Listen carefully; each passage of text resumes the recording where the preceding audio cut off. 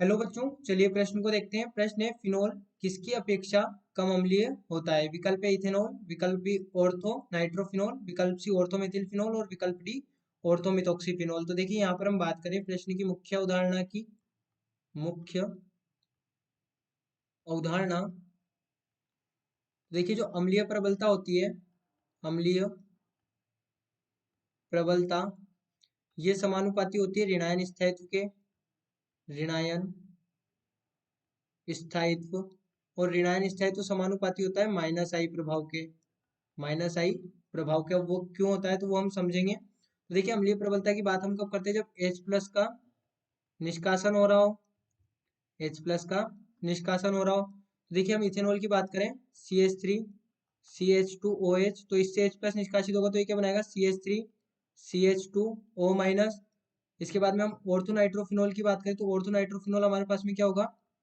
ये यहाँ पर OH और इसकी ऑर्थो स्थिति पर लगा होगा नाइट्रो समूह। तो ये हमारे पास में ऑर्थो नाइट्रोफिनॉल हो गया। तो इससे जब ऋणायन बनेगा तो वो ऋणायन कौन सा बनेगा? यहाँ पर ऑर्थो नाइट्रोफिनॉल और ये O माइनस। वहीं पर अगला देखें, अगला क्या है हमारे पास में? Methyl phenol, ortho methyl phenol. तो ये ऑर्थो स्थिति पर मेथिल, किसकी? फिनोल की ऑर्थो स्थिति पर मेथिल। तो यहाँ से जब ऋणायन बनेगा तो वो क्या बनेगा? यहाँ पर ये मेथिल और यहाँ पर लगाए O माइनस, O माइनस। वहीं पर अगला दिया ऑर्थोमिथोक्सीफिनोल। तो ऑर्थोमिथोक्सीफिनोल हमारे पास में क्या होगा? यहाँ पर ऑर्थो स्थिति पर मिथोक्सी और यहाँ पर लगा होगा फिनोल। तो ये क्या बनाएगा? ये यहाँ पर जो ऋणायन बनाएगा वो क्या होगा? यहाँ पर ये OCH3 और ये O माइनस। ये ऋणायन क्यों बन रहा है? क्योंकि यहाँ पर से H प्लस का निष्कासन हो रहा है।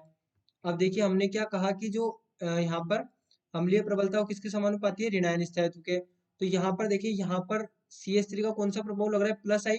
और प्लस आई प्रभाव यहाँ पर व्युत्क्रमानुपाती अम्लीय प्रबलता के, यानी कि इसकी अम्लीय प्रबलता को ये घटाएगा, क्योंकि ये क्या करेगा? इलेक्ट्रॉन को खींचेगा, ये इलेक्ट्रॉन को डोनेट करेगा प्लस आई प्रभाव के कारण। इसका कौन सा प्रभाव है यहाँ पर? CH3 का प्लस आई प्रभाव। तो ये इलेक्ट्रॉन को डोनेट करेगा, यानी कि नेगेटिव को कम करेगा और नेगेटिव यहाँ पर नेगेटिव को बढ़ाएगा। ये प्लस आई प्रभाव का नेगेटिव को बढ़ाएगा, यानी ऋणायन की स्थायित्व को ये डिक्रीज करेगा। ऋणायन की स्थायित्व को डिक्रीज करता है ये। वहीं पर यदि हम NO2 की बात करें तो NO2 क्या करता है?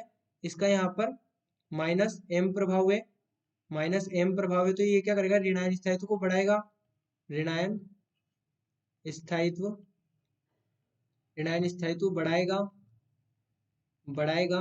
क्योंकि ये क्या करेगा? इलेक्ट्रॉन को अपनी तरफ खींचेगा, इलेक्ट्रॉन को अपनी तरफ खींचेगा। तो यहाँ पर क्या होगा? नेगेटिव कम हो रहा होगा, नेगेटिव कम हो रहा होगा, नेगेटिव का स्थायित्व बढ़ रहा होगा। वहीं पर हम CH3 की बात करें तो CH3 का कौन सा प्रभाव है? प्लस आई प्रभाव। प्लस आई प्रभाव यहाँ पर जब लगेगा तो ये ऋणायन स्थायित्व को घटाएगा, ऋणायन स्थायित्व को, ऋणायन स्थायित्व घटाएगा। और ऋणायन स्थायित्व क्यों घटाएगा? क्योंकि ये क्या करेगा? इलेक्ट्रॉन को डोनेट करेगा, इलेक्ट्रॉन को डोनेट करेगा जब रिंग की ओर, तो ये जो माइनस यहाँ पर लगा हुआ है ये इंक्रीज करेगा, और ये इंक्रीज करेगा तो ये ऋणायन स्थायित्व को कम करेगा। वहीं हम OCH3 की बात करें तो OCH3 के लिए भी हम सेम बात करेंगे, लेकिन यहाँ पर कौन सा प्रभाव लग जाता है? यहाँ पर प्लस एम प्रभाव कार्य करने लग जाता है। और प्लस एम प्रभाव की भी क्या करता है? ये भी ऋणायन स्थायित्व को घटाता है। तो यानी कि ऋणायन स्थायित्व को केवल कौन बढ़ा रहा है? यहाँ पर NO2 वाला समूह, यानी कि सब यहाँ पर फिनोल के बाद यदि हम बात करें फिनोल की, तो फिनोल से कौन सा आयन बनेगा? यहाँ पर देखिए, ये हमारे पास है फिनोल, और इससे जब H प्लस निकलेगा तो कौन सा आयन यहाँ पर निर्मित होगा? यहाँ पर फिनोक्साइड आयन निर्मित होगा। और फिनोक्साइड आयन केवल अनुनाद के कारण स्थायी होगा। लेकिन यहाँ पर देखिए अनुनाद तो हो ही रहा है, अनुनाद के साथ साथ यहाँ पर माइनस एम प्रभाव भी कार्य कर रहा है। इसलिए हम कहेंगे हमारे पास में विकल्प बी यहाँ पर सही उत्तर होगा, ऑर्थोनाइट्रोफिनोल। तो बच्चों आशा करते हैं आपको प्रश्न समझ आया होगा। धन्यवाद।